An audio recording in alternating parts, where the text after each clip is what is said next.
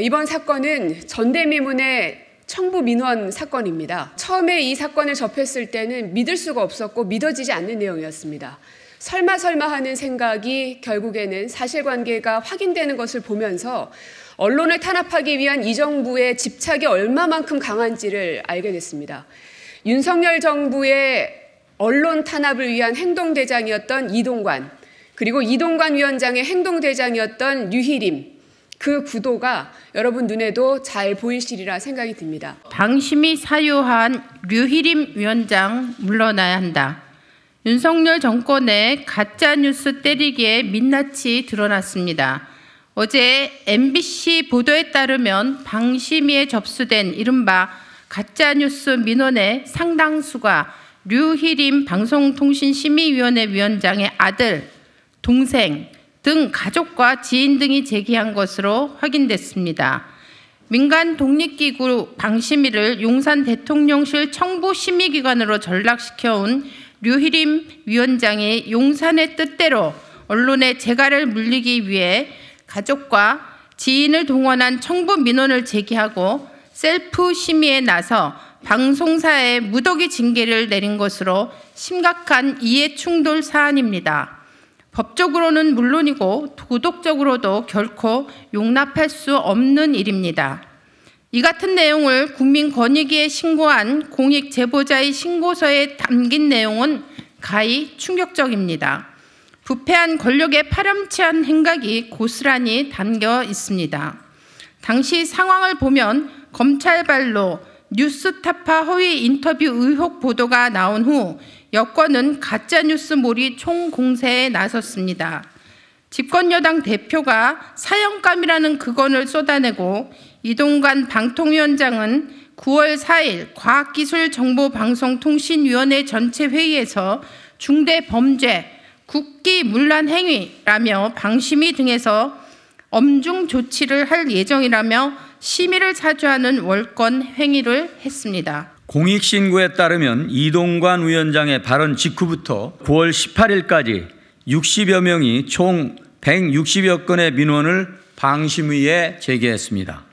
이 중 9월 4일부터 7일까지 40여 명, 100여 건의 민원이 오타마저 똑같은 복사, 붙여넣기 수준의 동일한 내용으로 류희림 위원장의 가족과 지인들에 의해 제기된 것으로 확인됐습니다. 류희림 위원장 아들 4건과 동생 3건, 류희림 위원장이 공동대표를 지낸 미디어연대 박모 공동대표 3건이 대표적이며 류희림 위원장 동생이 운영하는 수련원 강사 4명, 류희림 위원장이 사무총장 대표로 재직했던 경주 세계문화엑스포 직원과 관계자 등 류희림 위원장 가족과 지인 등 관계자 15명도 나흘 동안 40여 건의 민원을 제기했습니다.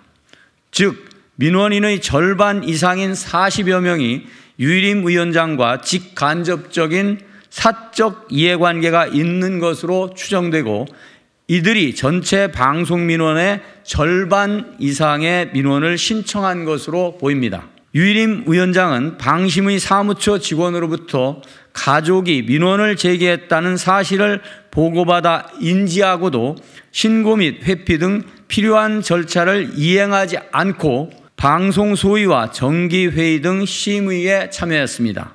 이는 이해충돌방지법 5조 방송통신심의위원회 임직원 이해충돌방지규칙 4조 방송통신심의위원회 임직원 행동강령 5조를 위반한 것입니다.